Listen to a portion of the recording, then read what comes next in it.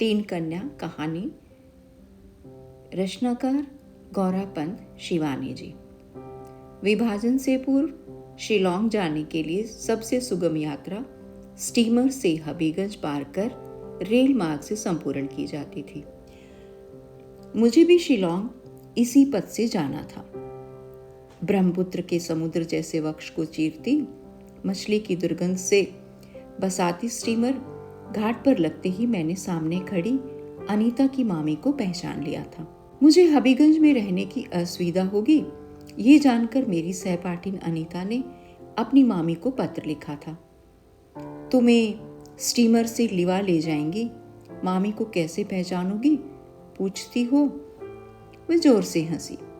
शंख सा रंग, लंबा कद, माथे से भी बड़ा जूड़ा और गोद में मोम की गुड़िया सी बेबी। अनीता के वर्णन में कहीं भी अतिशयोक्ति दोष नहीं था। गोद में बेबी तो नहीं थी, पर साथ में तो दुबली पतली रिकेटी सांवली लड़कियां थी। इतनी सुंदरी मामी की ऐसी घिनौनी जुड़वा पुत्रियां कैसे हो गई होंगी, मैं सोच रही थी। कुछ बच्चे ऐसे भी होते हैं जिन्हें चेष्टा करने पर भी दोहराया नहीं जाता। दोनों लड़कियां ऐसी ही थी। मुझे लेने मामी अपनी विक्टोरिया गाड़ी लाई थी। गाड़ी का कलेवर जीर्ण शीर्ण हो गया था, किंतु खिड़कियों पर रेशमी झालर के पर्दे लगे थे और कोचवान की ठसकेदार मूंछें और भड़कीली वेशभूषा देखकर स्वामिनी का रोब मुझ पर यथेष्ट छाने लगा था। विक्टोरिया गाड़ी चली तो मामी ने पर्दा खोल दिया। लो देखो, ये मेरा हबीगंज। एक नर्सरी राइम में तुमने भी पढ़ा होगा, एक टेढ़ा शहर था जहां का बूढ़ा, उसकी लाठी, यहां तक कि माइलस्टोन भी टेढ़ा था। ऐसा ही टेढ़ा शहर है यह है। सचमुच मैं दंग रह गई थी। हर मकान की छत टेढ़ी, खिड़की टेढ़ी, द्वार टेढ़े, यहां तक कि पेड़ों के तने भी मुझे अजीब भूतय से टेढ़े मेढ़े लग रहे थे। सुना बहुत पहले भूकंप की भयानक प्रकृति विलास ने अभागे हबीगंज की सृष्टि लय कर दी थी। मामी बोली, अभी भी छठे छमाए भूकंप होता रहता है। इसी से हर मकान की नींव देख रही हो ना, जमीन से कितनी ऊंची है। ये लो, ये आ गया हमारा बंकिम महल। तीनों मीनारें टेढ़ी होकर लद गई। चौथी टूटी तो फिर बनाई ही नहीं। आओ सुन दो, मामी ने बाहर से ही पुकारा। नीतार हिंदुस्तानी ऐशे, अजी सुनती हो, नीता की हिंदुस्तानी सहेली आ गई है। पर यह तो हम बंगालियों से भी अच्छी बंगला बोलते हैं। वह हंसकर मुझे अपने पति के कमरे में खींच ले गई। जहाज से छप छप लेटे 1.25 गज के हुक्के की जरीदार नली गुड़गुड़ाते मामा बाबू उठ बैठे। ऐशो माँ ऐशो। ये है मेरा टेढ़ा बूढ़ा, there was a cricket man, कहती मामी हंसती हंसती दोहरी हो गई। सचमुच ही उनका बूढ़ा टेढ़ा था। पाक्षाघात से उसके दोनों पैर दो विभिन्न दिशाओं को मुड़े तुड़े थे। बड़ी बड़ी आंखें बैल की सी भावनाहीन फटी फटी बाहर को निकली और डरावनी लगती थी। नाक सुडोल और खड़क की धार सी तीखी थी। मूछें और दाढ़ी बुंदेल खड़ी रजवाड़ों की सज्जा से बीच में विभक्त कर कान तक उठाकर चिपकाई लगती थी। क्षण भर को मुझे लगा था बूढ़ा नकली दाढ़ी मुझे लगाकर किसी सस्ती नौटंकी में अभिनय कर लौटा है। अप्सरा सी सुंदरी मामी और डाकू के से भयानक चेहरे वाला वह बुढ़ा। रात भर मुझे वहीं रहना था। न जाने कैसे अनजान भय की सिहरन मेरी रीढ़ की हड्डी से सरसराती नीचे ऊपर उतरने लगी। तो माँ के देख मैं भय पेछ गो, अर्थात तुम्हें देखकर लड़की डर गई है जी, मामी ने हंसकर अपने पति से कहा। बूढ़ा बड़ी देर तक हो होकर हंसता रहा और हंसने से उसकी राम ढोल सी तोंद थुल थुल करती हिलती ही रही थी। मामी का महल वास्तव में दर्शनीय था। दर्जनों नौकरानियां थी। कोई मछली काट रही है, कोई कमरे पहुंच रही है, कोई उनकी 2 काली मरघीनी लड़कियों को घुमा रही है। मामी ने बड़े यत्न से मुझे 2 दिन रखा। तीसरे दिन मैंने जाने की जिद की तो तुनक गई। वाह वाह, पहली बार ननिहाल आई हो, ऐसे कैसे जाओगी? ढाका की फूलदार साड़ी, नूतन गुड़ के संदेश, घर की नारियल का तेल और भी न जाने क्या क्या उपहार साथ में रख बड़े स्नेह से मामी ने विदा दी थी। गोदी की छोटी लड़की बेबी को साथ लेकर वह मुझे पहुंचाने स्टेशन भी आई थी। इसी मार्ग से लौटोगी, समझी? कहीं गुवाहाटी होकर मत चली जाना, उन्होंने कहा था। पर मुझे फिर गुवाहाटी से होकर ही जाना पड़ा। मामी से एक कृतज्ञता पत्र की विदा लेकर मैं लौट आई थी। अचानक 20 वर्ष बाद उनसे ऐसे फिर मिलना होगा, सोच ही कौन सकता था। मेरे बंगले के सामने का चौराहा शायद प्रयाग का सबसे मुखर चौराहा है। एक सड़क सीधी संगम को चली जाती है। माघ मेले की इंद्रधनुषी भीड़ का संगम पहले इसी चौराहे पर होता है। काकरे जी का छोटा कसी पेंजना चमकाती बुंदेल ललनाएं, नाक की दाई बाई और हीरे की लौंगों के नन्ही सर्चलाइट जगमगाती दक्षिणी तीर्थयात्रियों से भरे तांगों का जुलूस दिन डूबने तक सड़क की रंगीनी बनाए रखता है। मेडिकल कॉलेज को जाती कतारबद्ध श्वेतांबरी नर्सों को देखकर कभी कभी दंग रह जाती हूँ। एक सा ठप्पा, एक सी हंसी और एक से जुड़े। लगता है एक ही नमूना पेटेंट करा दर्जनों परिचारिकाएं बनवा ली गई हैं।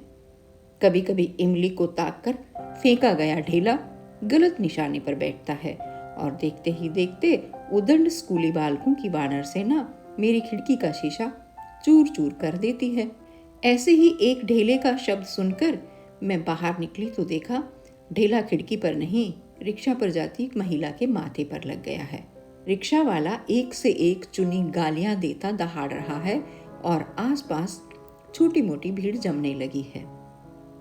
महिला बेहद घबराई लग रही थी और उनका छोटा सा रुमाल खून से रंग गया था।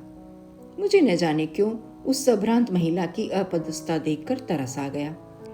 आइए ना, भीतर घाव धोकर डेटोल लगाने से ठीक रहेगा। पास ही अस्पताल भी है, न हो तो ड्रेसिंग करवा लीजिएगा, मैंने कहा। भीड़ हट गई। महिला ने बड़ी कृतज्ञता से रुमाल हटाया और मैंने पहचान लिया। कुछ चेहरे ऐसे होते हैं जो 20 क्या 40 वर्ष तक भी इजिप्शियन मम्मी की भांति सुरक्षित रहते हैं। मामी का चेहरा भी शायद ऐसा ही था। चिकने चेहरे पर वयस की झुर्रियां नहीं पड़ी थी। स्वस्थ दांतों की मुस्कान अभी भी उतनी ही स्निग्ध थी। मैंने उन्हें पहचान लिया था, पर मुझे ये देखकर बड़ा आनंद आ रहा था कि उन्होंने मुझे अब तक नहीं पहचाना था। मैंने बड़े यत्न से आराम कुर्सी में लिटा दिया और घाव धोने लगे। इतना बदमाश है ये लेरका लोग, स्कूल जाएगा नहीं, खाली फाकी देगा और बदमाशी करेगा, उन्होंने कहा तो मुझे हंसी आई। मामी, पहचाना नहीं क्या? There was a cricket man. मामी ने मुझे गौर से देखा। ओ माँ, यही तो सोच रही थी मैं, कहाँ देखा है इस लड़की को। मामी मुझसे लिपट गई। अब मेरा टेढ़ा बूढ़ा कहाँ रह गया बेटी, रह गया है ये निगोड़ा टेढ़ा कपाल। आप यहाँ कब आई मामी, मैंने पूछा। फिर तो मामी ने मुझे कई समाचार दे दिए। अनीता एक सरदार से विवाह कर नाइजीरिया चली गई थी। मामा बाबू की मृत्यु के पश्चात अपने बंकी महल और साथ सैकड़ों बीघा जमीन बेच बाच मामी प्रयाग में बस गई थी। लड़कियां यहीं पढ़ लिख कर बड़ी हुई। बंगाल में उनका गुजारा नहीं हो सका। पूड़ी पराठा खाना सीख गई हैं। अब क्या बंगाल की झाल मछली और पालकर का घट खा पाएंगी। सोचा एक से एक अच्छे बंगाली परिवार यूपी में बिखरे पड़े हैं, कहीं न कहीं ठिकाने लगा दूंगी, पर कहाँ। अब तो तीनों पढ़ चुकी होंगी। मैंने पूछा, तुमसे क्या छिपाऊं? बड़ी सोना रीना 25वें में है। बेबी को इसी चैत में 22वां लगेगा। बेबी की चिंता नहीं है, उसकी तो सगाई हो गई है। तब बेबी की शादी चट से कर क्यों नहीं देती मामी? आहा, मैं आबार की बोले, अर्थात देखो लड़की क्या बोलती है। सबसे छोटी की कर दूं तो दुनिया यही कहेगी कि खरा माल तो बिक गया, खोटा रह गया। हिंदू ग्रस्त के यहाँ जो रीति चली आई है वही तो होगी। तुम कल अवश्य आना। तीनों बहनों को देखोगी तो पहचान ही नहीं पाओगी। अपने पार्क रोड के बंगले का पूरा नक्शा खींचकर मामी ने मुझे थमाया। दूसरे दिन सुबह ही मैं चल दी। इलाहाबाद की पार्क रोड मुझे किसी सुंदरी किशोरी विधवा सी लगती है। सुंदर बंगले, उद्यानों में झूमते उदय नीले पुष्पगुच्छ, मेडिकल कॉलेज के नए चित्र से सजे चंडीगढ़ी सजा के बंगले, पर सब बेजान और मुर्दा। कभी घंटे टंटनाता एक आध फायर ब्रिगेड उस सड़क से निकल जाता है, तब लगता है उस निष्प्राण सड़क की निस्पंदन नाड़ी फड़कने लगी है, पर फिर वही मनहूसी छा जाती है। उस दिन एक गंदा बुर्का ओढ़े एक मुस्लिम महिला सड़क से लगी जीर्ण मजार पर बेले का गजरा चढ़ा लोबान जला रही थी। उसी लोबान का मीठा धुआं पूरी सड़क पर फैल गया था। उस मीठी घुटन में मामी के बंगले का नंबर ढूंढ रही थी कि अपनी तीनों तन्वी कन्याओं के साथ मामी मुझे दिख गईं। लोहे के भारी जंगलों पर बड़े बड़े अक्षरों में कुत्ते से सावधान रहने की चेतावनी टंगी थी। कतारबद्ध गमलों में स्थल पद्म और कठाल चंपा देखकर लगा जैसे जोड़ा साकों के आसपास ही कहीं पहुंच गई हूं। वाह मामी, आप तो बंगाल की स्वर्गीय सुषमा को यूपी में खींच लाई, मैंने कहा। माँ के गुलाब देखिएगा, 3 वर्षों से लगातार इनाम जीत रही हैं, सोना बोली। मामी के गुलाब वास्तव में 1.25 लाख के थे। ऐसे हर्षपुष्ट गुलाब मैंने बहुत कम देखे थे, किंतु उनके गुलाब से भी सुंदर उनकी तीसरी कन्या बेबी थी। इसमें कोई संदेह नहीं। या तो 2 सांवली बहनों के बीच में खड़ी रहने से या गुलाबी पीले गुलाबों की मध्यम आभा से बेबी का रंग गहरा गुलाबी लग रहा था। ऐसा रंग बंगाली लड़कियों में देखने को कम मिलता है। आंखें बहुत बड़ी नहीं थी, किंतु प्रत्यंचा सी भवों के बीच लापरवाही से खींची गई तिलकनुमा काजल की बिंदी बड़ी प्यारी लग रही थी। नाक बहुत पतली होने के कारण आदरपुट खुल जाते थे। लंबे बालों का ढीला जुड़ा बार बार खुलकर उसके कंधों पर ढुलका जा रहा था, और मामी की वह जुड़ा बांधने वाली अनूठी कन्या उतनी ही गांठों में मेरा मन बांधती जा रही थी। सोना और रीना भी शायद बहन के साथ नहीं देखी जाती तो यथेष्ट रूप से आकर्षक थी। दोनों जुड़वा होने पर भी पहचानी जा सकती थी। सोना की आंखें बड़ी थी, रीना की साधारण। सोना की नाक रीना की अपेक्षा अधिक तीखी थी, किंतु रंग दोनों का जुड़वा था। अपने रंग को पाउडर की मरीचिका से छिपाने का कोई प्रयास नहीं किया था, न केश विन्यास में ही किसी प्रकार का आडंबर था। इसी से दोनों बहनों की सादगी मुझे और भी अच्छी लगी। वाह, कितना बढ़िया मकान है मामी आपका, मैंने कहा। इलाहाबाद में तो मकानों की बड़ी तंगी है। आर बोलो कि नोमा, मामी बोली। हमने इस मरे मकान के लिए क्या कम कष्ट उठाया है। वह तो मकान मालिक का लड़का हमारे प्रतुल के साथ पड़ा है। प्रतुल से हमारी बेबी की सगाई हुई है, बताया तो था शायद तुम्हें। बड़ा अच्छा लड़का है बेटी, 2 साल पहले आईपीएस में आया था, आजकल सहारनपुर में एसपी है। कब है शादी? मैं प्रश्न पूछते ही खिसिया गई। मामी तो अपनी विवशता पहले ही बता चुकी थी। सोना, रीना और बेबी मेरी चाय की तैयारी करने भीतर चली गई थी। मामी फिर वही उत्तर दोहराने लगी। यही तो दिन रात प्रतुल भी पूछता है। 4 वर्ष पहले सगाई हो गई थी, अब तो कभी कभी लड़का बुरी तरह झुंझलाने भी लगा है। कोई और होता तो धत्ता बता देती, पर हाथ में आए रतन को कैसे गंवा दूं। इसी से दुधारू गाय की लात भी सहती रहती हूँ। सोना रीना के लिए दिन रात एक कर लड़के ढूंढती हूँ। विवाह कर क्यों नहीं देती मामी? आजकल ये सब कौन मानता है। मेरी ही छोटी बहन। मैं बात पूरी भी नहीं कर पाई कि मामी की तीनों कन्याएं खान पान का बहुत सा सामान लेकर आ गई। बड़ी देर तक गपशप में घर लौटना भी भूल गई। फिर तो प्राय ही तीनों बहनें मेरे यहाँ आ जाती। सोना नागपुर में डॉक्टर थी, रीना चंडीगढ़ में पढ़ रही थी, बेबी की सगाई हो चुकी थी, इसी से वह माँ के पास रह घर का काम सीख रही थी। पर मुझे उसे देखकर लगता था 4 वर्षों में उसने घर का आवश्यकता से अधिक काम सीख लिया था, और वह अपनी 2 कुंवारी बहनों और विधवा माँ के सहवास में बुरी तरह उबने लगी थी। इसी बीच मेरे पति को विज्ञान परिषद के एक जलसे में 3 महीने के लिए वियना जाना पड़ा। उस बीहड़ बंगले में रहने का मुझे साहस नहीं हुआ। सामने भयावने कंपनी बाग के अहाते में ही आए दिन राहगीरों को छुरा मारने की घटनाएं अखबार में छपती रहती। मैंने मामी की शरण ली। क्या अपने बंगले के 2 कमरे सबलेट करने की कृपा करेंगी? ओ माँ, सबलेट नाक और कुछ। तू अपनी ननिहाल जाती तो वहां भी किराया देती क्या? उसी दिन मैं अपना सामान ले आई। मेरा अपना चूल्हा फिर मामी के यहाँ जल ही कहाँ पाया। नीते ही मुझे मामी की रसोई में जीवने का निमंत्रण रहता।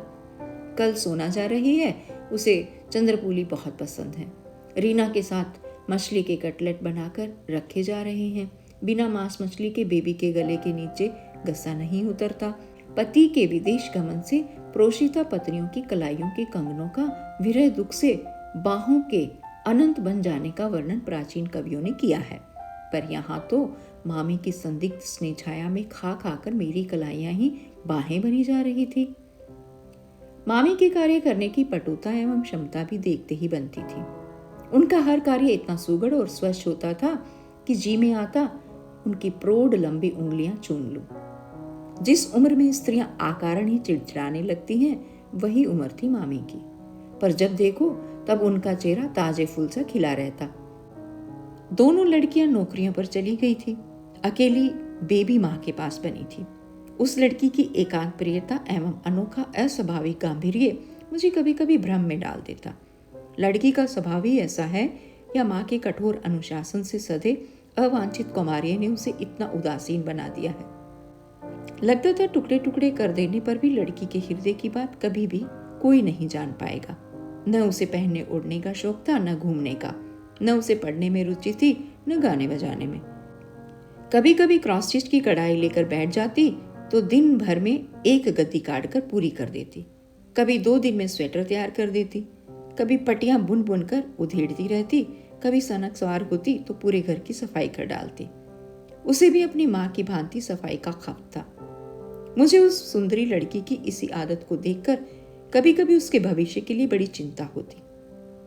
मेरी कुछ ऐसी धारणा है कि जो नारी सफाई के पीछे मरी मिटी जाती है, उसका वैवाहिक जीवन उतना सुखी नहीं हो पाता। जिसका सारा समय यही सोचने में बीत जाता है कि उसकी पलंगों पर बिछे पलंग पोशों की समानांतर रेखाओं का माप कितने इंच और कितने सेंटीमीटर की परिधि में बंधा रहना चाहिए, मेज पर सजी पुस्तकों की जिल्दों का रंग कैसे मैच किया जाए कि सुंदर लगे, या बक्स में साड़ियों की तह कैसे पिरामिड के सपूताकार गड्ढों में सजाई जाए। उसके पास अपनी गृहस्थी की मुख्य समस्याओं के मनन के लिए कभी कभी बहुत कम समय रह जाता है। उस नारी का पति कभी तौलिए की लुंगी बांधे कमरों में इधर उधर नहीं घूम पाता। बिस्तर की सिलवट बिगाड़ने का दुस्साहस करने पर गृहस्थी में तूफान खड़ा हो जाता है। उस ग्रह के बच्चे सजे संवरे गुलदस्तों में बंधे कटे पुष्प गुच्छों की ही भांति सुंदर पर निर्जीव लगते हैं। अपने ग्रह को आवश्यकता से अधिक सज्जा प्रदान करने में कभी कभी ऐसी कलात्मक रुचि की नारी के हृदय का अंतरंग कक्ष बिना झाड़ा ही रह जाता है और उसमें प्रयत्न की मकड़ी अपना ताना बाना बुन लेती है। सज्जा या आडर पुरुष का गुण है। इधर उधर चीजें फेंकने, रुचि से कपड़े न पहनने, दाढ़ी बढ़ा बीमार मजनू की सूरत लिए इधर उधर घूमने वाला पुरुष जिस लापरवाही से अपने व्यक्तित्व की अवहेलना करता है, उसी लापरवाही से कभी अपने परिवार की भी अवहेलना कर सकता है। स्त्री की जितनी ही अस्वस्थ गृहस्थी होगी, उतना ही सुलझा उसका पारिवारिक जीवन रहेगा। इसी से मामी के कैक्टस की 128 किस्में, इटालियन ब्रोकेड से मड़ा सोफा और बगदाद कालीन देखकर मुझे लगता, जिस दिन मामी और उसकी कन्याएं अपने इस बनावटी आडंबर की केंचुली से बाहर निकलकर खड़ी होंगी, उस दिन उन तीनों को एक साथ राजपुत्र से सुपात्र जुट जाएंगे। जिस गृह स्वामिनी के कालीन पर ही पैर रखने में भय होता था, उसकी पुत्रियों का हाथ कोई भला पकड़ेगा ही किस दूसरा हाथ से। एक दिन मैं बरामदे में बैठी अखबार देख रही थी कि मामी दौड़ती आई। आज प्रतुल आ रहा है, मार्ग में शायद एक रात यहाँ भी रुकेगा। तुम्हें अगर आपत्ति ना हो तो तुम्हारे ही कमरे को उसके लिए खाली कर दूं। एक उसी कमरे में अटैच्ड बाथ है। मैंने स्वयं ही अपनी सूक्ष्म गृहस्थी बटोरकर मामी और बेबी के कमरे में डेरा डाल लिया और बड़ी उत्सुकता से प्रतुल की प्रतीक्षा में बैठ गई। मामी और बेबी ने स्टेशन चलने के लिए बड़ा आग्रह भी किया, पर मैं टाल गई। उस परिवार से मेरी कितनी ही अंतरंग निष्ठा क्यों न हो, उस भावी जामाता से तो मेरा किसी प्रकार का परिचय नहीं था, बल्कि मैं यदि बेबी की माँ होती तो लड़की को अकेले ही स्टेशन भेज देती। जब माँ बेटी प्रतुल के साथ लौटी तो मैं छत पर खड़ी थी। पहले तो मुझे लगा वह प्रतुल नहीं, बंगला चलचित्र का लोकप्रिय नायक सौमित्र चटर्जी ही चला आ रहा है। उसे लेकर मामी ऊपर आई तो मैं ही उसके लिए चाय बना लाई। मैं देख रही थी, लड़के की आंखें एक सेकंड के लिए भी बेबी को नहीं छोड़ रही थी। ये तुम्हारा गुसल खाना है बेटा, मामी बड़े स्नेह से बोली। वैसे तुम तो कई बार पहले भी आ चुके हो। जी हाँ, पर जिस रूप में आना चाहता हूँ उस रूप में तो अभी कहाँ आ पाया हूँ। कहे वह आनंदी युवक एक लाड़भीनी दृष्टि से अपनी वाग्दत्ता की ओर देखकर मुस्कुराया। मैं नहा धोकर आता हूँ, बेबी तुम तैयार हो जाओ। आप खाने के लिए कोई तैयारी मत कीजिएगा माँ, हम दोनों आज क्वालिटी में खाएंगे, ठीक है ना बेबी? उसने कुर्ते के बटन खोलते खोलते कहा और तौलिया पकड़कर उठ गया। हाँ, मैं तो तैयार ही हूँ। बेबी उस दिन जितनी सुंदर लग रही थी उतनी पहले कभी नहीं लगी। बेबी उठकर बाहर जाने लगी तो मैं उठ गई। अचानक आंधी की भांति मामी ने आकर उसका हाथ पकड़ा और फुसफुसाने लगी। मौका में, मूर्ख लड़की, इतनी देर से तुम अकेली उसके साथ क्वालिटी जाओगी? जरा भी अकल नहीं है छोकरी को, लोग देखेंगे तो क्या कहेंगे? बेबी का खिला चेहरा अचानक सूख कर लटक गए। हद करती है मामी, मैंने उस सरल लड़की का पक्ष लिया। कौन क्या कहेगा? सभी को पता है कि दोनों अंगेज्ड हैं। आजकल कौन ऐसा दामाद है जो विवाह से पहले ससुराल नहीं हुआ आता? नहा धोकर गुनगुनाता प्रतुल बाहर आ गया। ए बेबी, एक गिलास पानी तो ले आओ, गला सूख गया है। उसके पानी से भीगे बालों की लटें छल्ले सी बनाती ललाट पर फैल गई थी। स्पष्ट था कि वह माता पुत्री के तनाव से अनभिज्ञ था। वाह, आप तो अभी से बेचारी लड़की पर हुकूमत चलाने लगे। मैंने परिहास कर मामी को हंसाने की चेष्टा की, पर मामी नहीं हंसी। दोष क्या मेरा है? देखिए ना, 4 साल से ललाट पर मेरा रिजर्वेशन स्लिप लटकाए ये बेहया लड़की घूम रही है। बेबी पानी लेकर लौटी, किंतु जिस समझबूझ से पानी मांगकर प्रतुल कमरे में चला गया था वह प्रयोजन सिद्ध नहीं हो पाया। प्यासी की प्यास बहुत गहरी थी। जलवाहिका के साथ साथ मामी भी कमरे में जम गई और देश की बिगड़ती खाद्यान्न स्थिति का लेखा जोखा देती भावी जमाता को बोर करने लगी। मैं अपने कमरे से सब सुन रही थी। मामी उन दोनों को एक क्षण भी एकांत का सुअवसर देने के मूड में नहीं थी। मुझे मन ही मन मामी की अल्प बुद्धि पर क्षोभ हो रहा था। जमाना कितना बढ़ गया है, इसका उन्हें कोई ध्यान ही नहीं था। मैं तो उन्हें पहले भी कई बार समझा चुकी थी। लंबी सगाइयां विदेशियों को शोभा देती हैं, हम भारतीयों को नहीं। उनकी सगाई संयम की दुहाई नहीं मांगती, आदर्श के घेरे में नहीं बांधी जाती। इसी से उस सगाई को सुगमता से निभाया जा सकता है, पर संस्कार रज्जुबद्धा मामी के समझ में कुछ नहीं आया था। हुआ वही जो मुझे भय था। रात के 8 बजे 9, 10, 11 सब एक एक करके बजते रहे, पर मामी बेबी के पीछे निरंतर छाया सी घूम रही थी। प्रतुल का कंठ स्वर क्रमशः ऊंचा होता जा रहा था। ये आपकी सरासर ज्यादती है। बेबी मेरी वाग्दत्ता पत्नी है, मैं इसे जब चाहूं घुमाने ले जा सकता हूँ। सच पूछिए तो मैं इस लंबी सगाई से उब गया हूँ। पता नहीं कब आपकी गुणवंती कन्याओं का विवाह हो और कब मेरे इस नीरस क्यों का अंत हो। जितनी बार भी आया हूँ आपने यही असहयोग आंदोलन किया है। आज इस बात का फैसला करके रहूंगा। मामी ने उत्तर में पता नहीं क्या गुनगुन की कि लड़के का पारा एकदम ही चढ़ गया। तो जाइए, अपनी 3 कन्याओं का ढोल गले में बांध घूमती रहिए। मैं जा रहा हूँ, समझ लीजिए फिर कभी नहीं आऊंगा। एक बार फिर पूछता हूँ, बेबी चलोगी मेरे साथ घूमने? मैं अपने कमरे से चीख चीख कर उत्तर देना चाह रही थी। हाँ चलेगी प्रतुल, अवश्य चलेगी। बड़े प्रयत्न से मैंने अपने को रोका। बेबी का उत्तर कतिपय विवश दृष्टियों में आया, पर मामी का कठोर कंठ स्वर अचानक कर्कश होकर गूंज उठा। नहीं नहीं, 100 बार नहीं। क्या समझा है? राय बहादुर बनर्जी परिवार की कुंवारी लड़की आधी रात चैक बाजार में घूमती रहेगी? कितना ना समझ मूर्ख युवक है वह, मैं सोचने लगी। ऐसे अवसरों पर छल बल से भी तो काम लिया जा सकता है। यदि वह यहाँ पहले आ चुका है तो अवश्य जान ही गया होगा कि मामी के कमरे का द्वार रात भर खुला रहता है। यही उनकी एकमात्र दुर्बलता है। बंद दरवाजे के भीतर उन्हें नींद नहीं आती। बेबी की खाट एकदम द्वार से सटी लगी है और एक बार नींद आने पर मामी के कानों में नगाड़े पीट कर भी कोई उन्हें नहीं जगा सकता। इतनी भी बुद्धि नहीं है तो लड़की को लेकर भाग क्यों नहीं जाता? ठीक है, मैं जा रहा हूं। प्रतुल शायद सचमुच ही चला गया, क्योंकि बेबी की सिसकियां मेरे कमरे के निकट आती गई। मामी उसे निश्चय ही घसीट कर ला रही थी, क्योंकि बीच बीच में बोकोमे पागल लड़की का स्वर आ रहा था। अचानक भद्द सी आवाज हुई और कटे पेड़ सी बेबी मेरे पार्श्व के पलंग पर आ गिरी। मेरी समझ में नहीं आया उसे आश्वासन दूं या नींद का बहाना बनाकर लेटी रहूं। नींद का बहाना बनाने में ही मुझे लाभ दिखा। प्रतुल सचमुच ही लौट कर नहीं आया। बेबी कई दिनों तक अपने कमरे में सिसकती रही। मुझे उस मूर्ख लड़की की अकर्मण्यता पर बड़ा दुख होता, पर बचपन से ही माँ के कठोर अनुशासन ने उसकी रीढ़ की हड्डी तोड़कर रख दी थी। कोई बात नहीं, मामी कहती, बंगाल की धरणी क्या योग्य युवकों से एकदम रीति हो गई है? इसी वर्ष 2 लड़के आईपीएस में आए हैं। एक का तो पिता भी डीआईजी है। बरिशाल में उसकी ननिहाल है, वहीं मेरी बढ़ती हैं। आज ही लिखती हूं, ऐसे ऐसे बीसियों प्रतुल तेरी जूतियां चाटेंगे। पर बेबी को जैसे जूतियां चटवाने की कोई आकांक्षा नहीं थी। इसी बीच मैं अपने बंगले में लौट आई थी। पति और बच्चों के साथ जब पहाड़ यात्रा से लौटी तो मामी से मिलने गई। बेबी की दोनों बहनें छुट्टियों में फिर आई हुई थी और 3 कन्याओं की उपस्थिति ने बहुत हद तक पिछली उदासी झाड़ पोंछ दी थी।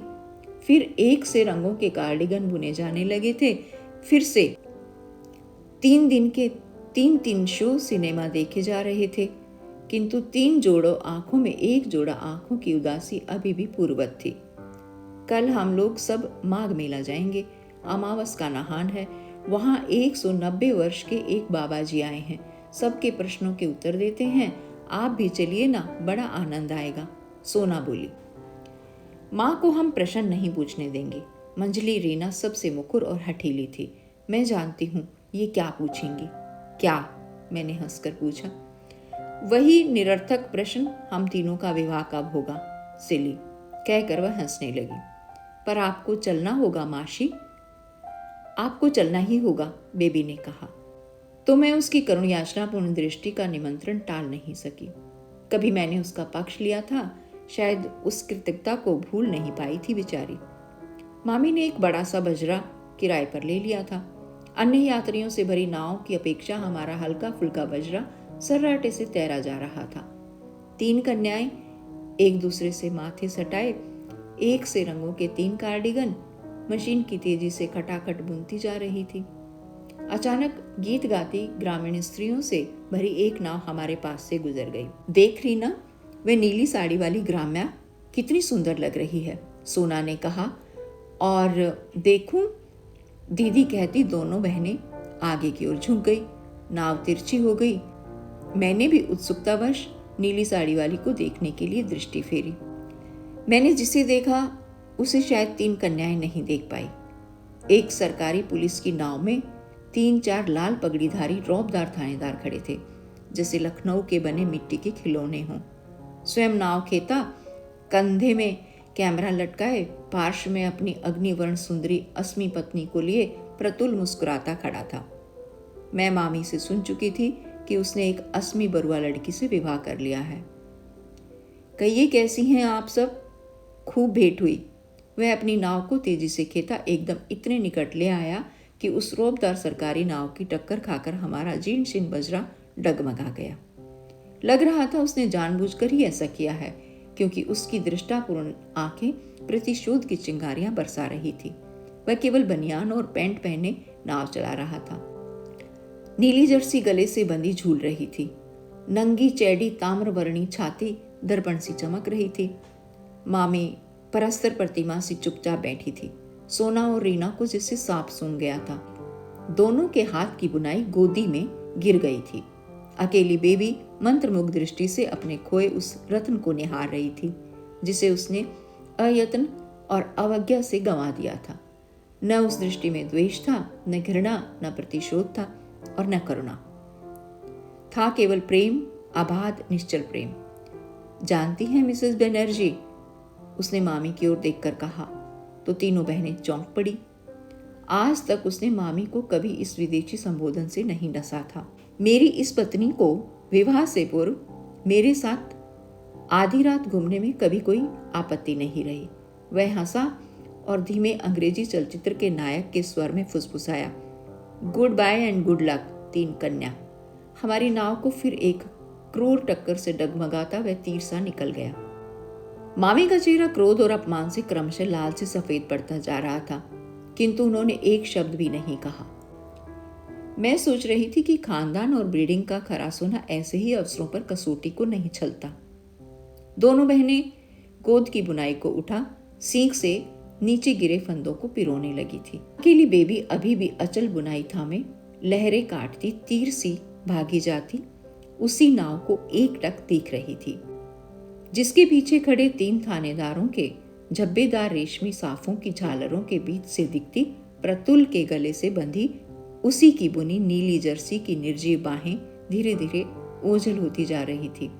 मुझे लगा ये त्रिवेणी तट नहीं, ब्रह्मपुत्र का विस्तृत वक्ष है, जिसके तट से दिखती हबीगंज की टेढ़ी मेढ़ी बस्ती के बीच तीन टेढ़ी और चौथी टूटी मीनार लिए अभिशप्त बनर्जी परिवार का बंकिम महल चुपचाप खड़ा है। चार मीनारों में से जो चौथी मीनार भूकंप के धक्के से टूटकर बिखर गई थी, वह फिर कभी नहीं बनाई गई, मामी ने कहा था। सोचती हूँ आज भाग्य का भूकंप जो फिर वही क्रम दोहरा रहा है, उसका अंत भी क्या वैसा ही रहेगा।